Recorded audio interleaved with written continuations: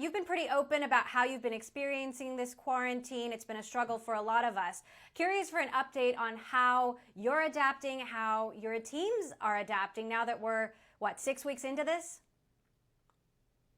Yeah, 6 weeks in, and I would say starting to feel the effects of the long term. After the adrenaline wears off. It's obviously a challenging time for many people, and some of us are fortunate enough to have fewer responsibilities. Others are going a little stir crazy, being locked in an apartment by themselves. At the other end of the spectrum, you have people confronted with a great deal more childcare than they're used to. There's like bright spots here and there. A lot of people reporting, a little bit more enjoyment, spending more time with their families or getting back into cooking. But there's an undeniable feeling of a lack of normalcy and kind of a desire for more certainty. And I think we're a ways off from that being real. In the meantime, I think for us as a company, from the conversations I have with customers and just kind of what I'm seeing out there, there's more of a willingness to take risks, to engage. I mean, I think if you asked executives at some of the companies that have had to make this transition 3 months ago, whether they thought they could switch to work from home inside of a week, they would have said impossible. And suddenly when you have to do it, what seemed impossible becomes possible.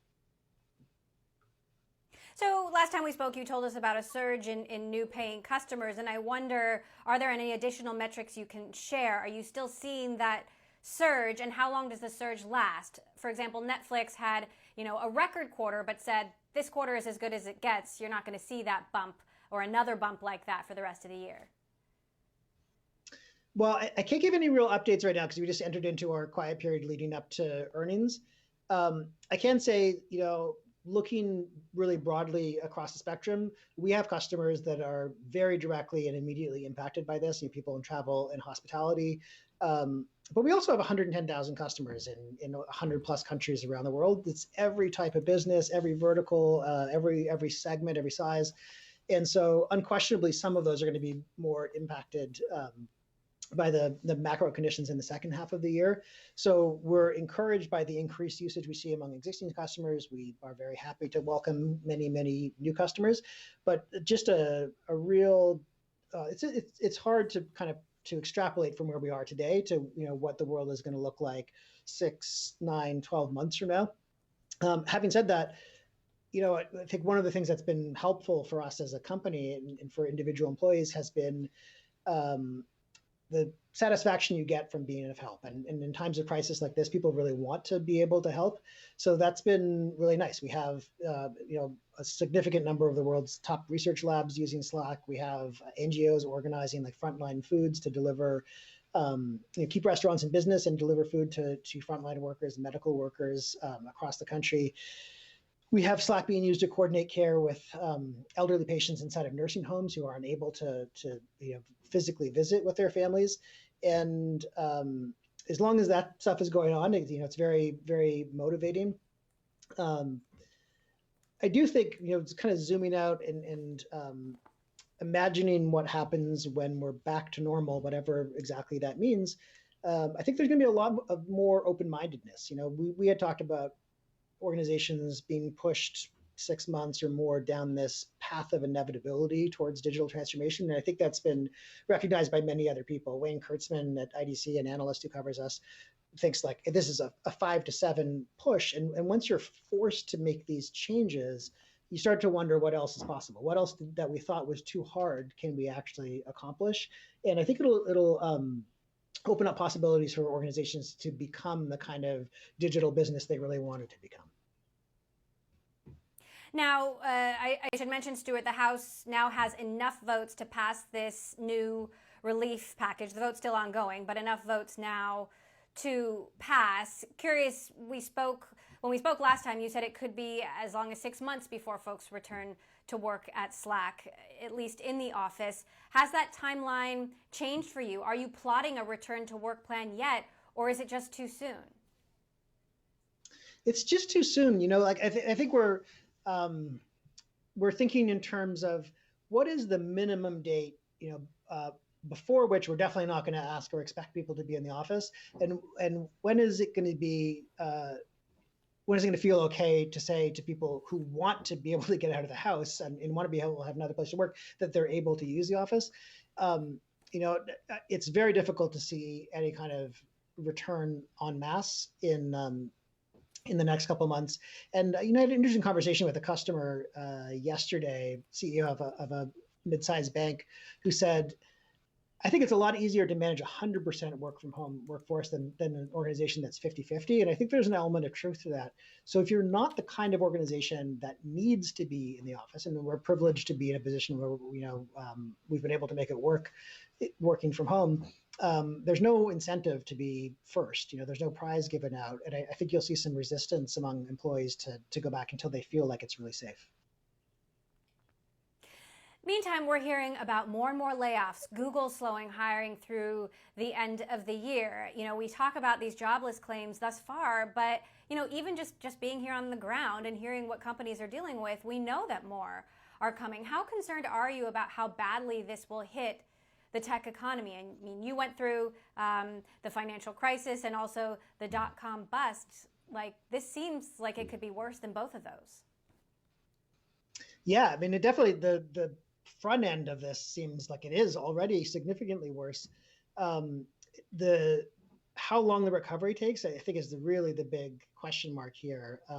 We're in a fortunate position where the business is still really healthy. We have a great cash position. We just did that bond raise, and we want to be opportunistic and aggressive through this. So we're still hiring, but even if you are hiring, there's additional challenges. First of all, a lot of employees are reluctant to even consider leaving their current job if they have one. People are just a little bit more conservative. But also there's challenges around onboarding employees in an entirely remote way. There's challenges around feedback and recognition, promotions, how you organize teams, how you keep people motivated. We're getting to the point where now I think this is our 7th week. And so there's been 7 kind of classes of new employees who have never actually been able to come to the office and meet their new coworkers. For now, it's fine. We're not set up for that, so we have to really alter the way that we're operating in order to take advantage.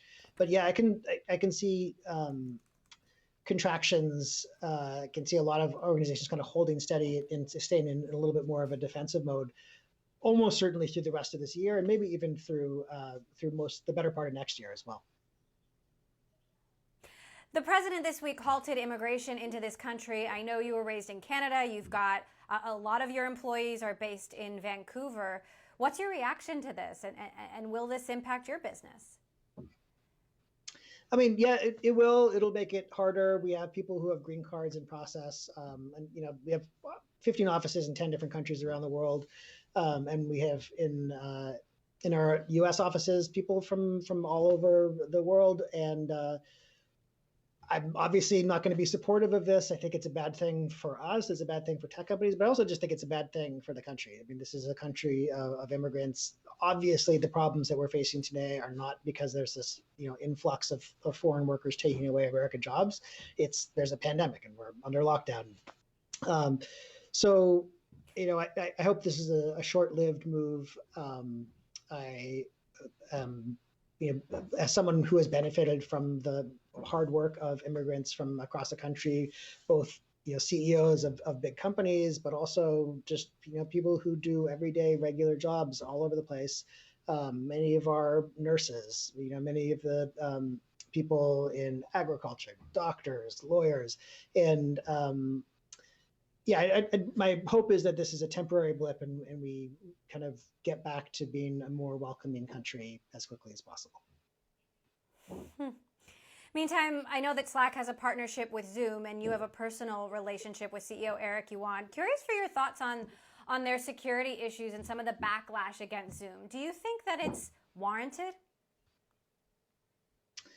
I don't know the particulars of every security issue, so there might be some of the criticism is warranted, and I know that Eric's come out and said that they have work to do. On the whole, though, it's a product that I use every day.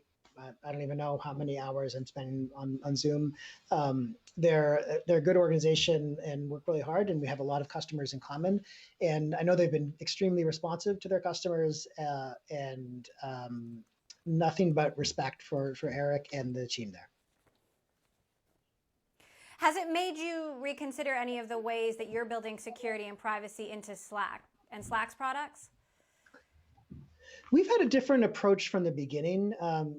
We win a lot of deals on the basis of security, and I'm thinking about healthcare, financial services, government contractors, and the difference really comes down to Slack ends up storing a lot more information on behalf of our customers, and so there's a kind of a higher threshold of security that we need to meet there. Versus calling, which is much more kind of ephemeral and temporary. So yeah, it hasn't been an issue for us, and we've been investing in security very heavily for the last 5 or 6 years, and also along with that performance and reliability. We're one of the few companies that saw this massive surge in demand. We had 100% uptime in February, 99.999% in March, and same thing so far in April, because of investments we made over the last couple of years. Meantime, we've been doing some reporting about how cloud vendors and other service providers are treating their customers. I believe that this is just the beginning of a wave of renegotiations that we're going to see, whether it's folks trying to renegotiate with their landlord or we renegotiate with AWS about how they can pay their bill. Is there anything that Slack is doing to help customers out? Yeah, so on the small business side, we have been proactively reaching out to organizations when they, the small number that do cancel, who let us know that this is because of the current crisis, and kind of giving them a couple months for free. We've been extending a lot more trial offers. We've been working with some of our larger customers in the most affected industries to find solutions that are going to work for them. And I think we've looked at that really as kind of a marketing effort almost, generation of goodwill that I think will cause us to have a better relationship with those organizations down the line. And if nothing else, if they're unfortunately on a path to go out of business from this, we will have helped them out a little bit to unwind.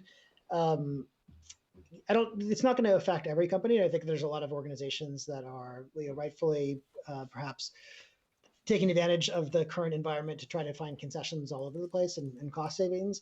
But I also feel like that's something that's going to shake out over the next, I don't know, month, maybe 2 months at most, because I think we've gone through a lot of that already.